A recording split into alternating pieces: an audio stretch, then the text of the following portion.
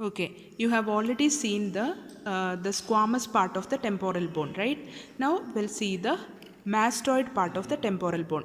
So if you see this much, it is the mastoid part. So the mastoid part, it is more thick. Okay, it is compared to this we have already told it is a thin plate of translucent bone. But here the mastoid part, it is more thick and lies behind and below the squamous part. It lies below and behind the squamous part, and it has got an external surface or the outer surface, and it has got an inner surface. Okay, external surface and the inner surface or the internal surface, and it has got the superior border and it has got the posterior border, and it has got one process that is called as the mastoid process. Okay, it has got one process, that is the mastoid process. Now if you see the external surface, the external surface, it is rough. Okay, the external surface, it is rough and it is convex, and along with the outer surface of the mastoid process, see this external surface of the mastoid part along with the outer surface of the mastoid process, it gives attachment of three muscles, that are sternocleidomastoid and the splenius capitis and the longissimus capitis from above downward. So you have already studied the sternocleidomastoid in the triangle, right? In the cervical region, anterior triangle and posterior triangle. Then this splenius capitis and the longissimus capitis you have already studied in the suboccipital triangle. Okay, so our external surface, it is an important the viva question, I mean a spotter question. If they color this area, identify the colored area, mention the muscle or structure attached to it. So you can write the sternocleidomastoid muscle and the splenius capitis and the longissimus capitis. Clear? Now what else you can see on the external surface? You can see a small foramen over here. Okay, so that is the mastoid foramen. This is the mastoid part, so that is the mastoid foramen, which is present close to the occipitomastoid suture. You can see one suture over here along the posterior border of the mastoid part, that is the occipitomastoid suture. Close to the occipitomastoid suture, you can see one foramen, that is the mastoid foramen. Now this mastoid foramen transmit the emissary vein. This mastoid foramen transmit the emissary vein. This emissary vein which will connect the sigmoid sinus with the posterior auricular vein. Here you will have the posterior auricular vein.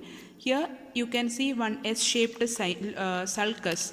Here you can see the lodgement of the sigmoid, the sinus. Okay, so you have already studied in the dural venous sinus, there is an S-shaped sinus.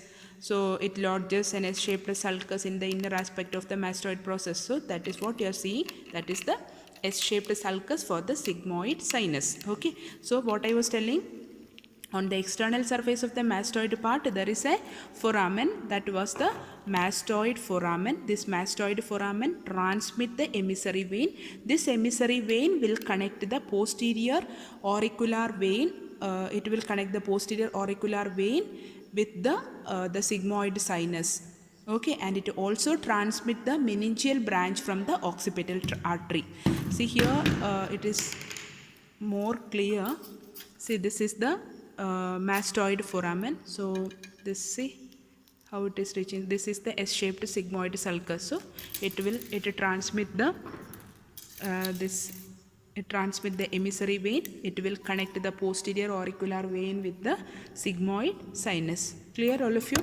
Now if you see the inner surface, okay, or internal surface, it is well marked by an S-shaped curve, that is the sigmoid sulcus. You can see the lodgement of the sigmoid sinus. Nothing much to explain about the inner surface. Okay, next if you see the superior border, above it will articulate with the lower border of the parietal bone. See here you can see this is the superior border will articulate. See, this is the parietal bone, so above it will articulate with the this above superiorly it will articulate with the parietal bone.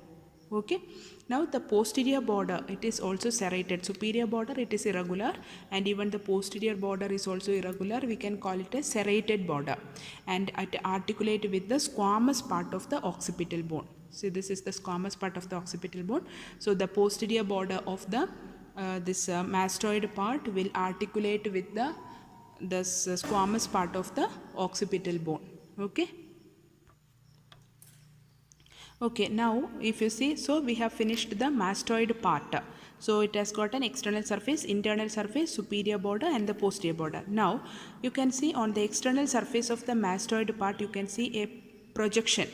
Okay, so that is the mastoid process. Okay, now if you see the mastoid process, the inner surface of the mastoid process presents a notch. Okay, the inner surface of the mastoid process, there is a notch, that is the mastoid notch. It gives origin to the posterior belly of digastric muscle like this. Okay, so it gives origin to the posterior belly of digastric muscle. So inner surface of the mastoid process, there is a notch, you can see here. So that notch gives attachment or to the origin of the posterior belly of digastric muscle, and more medial to the notch you can see a groove. Okay, so it transmits the occipital artery. So more medial to the this mastoid notch, you can see a small groove. It transmits the occipital artery. Say you have already seen the occipital artery in the suboccipital triangle, right? So how the occipital artery reaches in the suboccipital region, through this there is a notch medial to the mastoid notch. There is a groove. It transmits the occipital artery. Okay, so this mastoid process actually it is absent in the newborn. Okay, this mastoid process, it is absent in the newborn and it appears at about second year, when the child start lifting the head, when the baby start lifting the head from the bed. Due to the pull of the sternocleidomastoid muscle, due to the pull of the sternocleidomastoid muscle, this mastoid process will start developing, or it will start appearing. Okay, now this based on the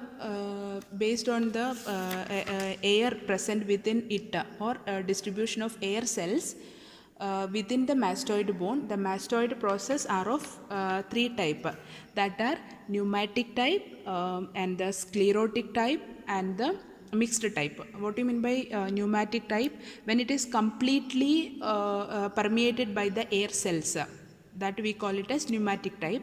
And when the air cells fails to sprout from the mastoid antrum, and we call it as, it will appear as a solid mass of bone, then we call it as sclerotic type. And another variety, it is the mixed type and containing the air cells and even the bone marrow. Okay, so that completes the mastoid process.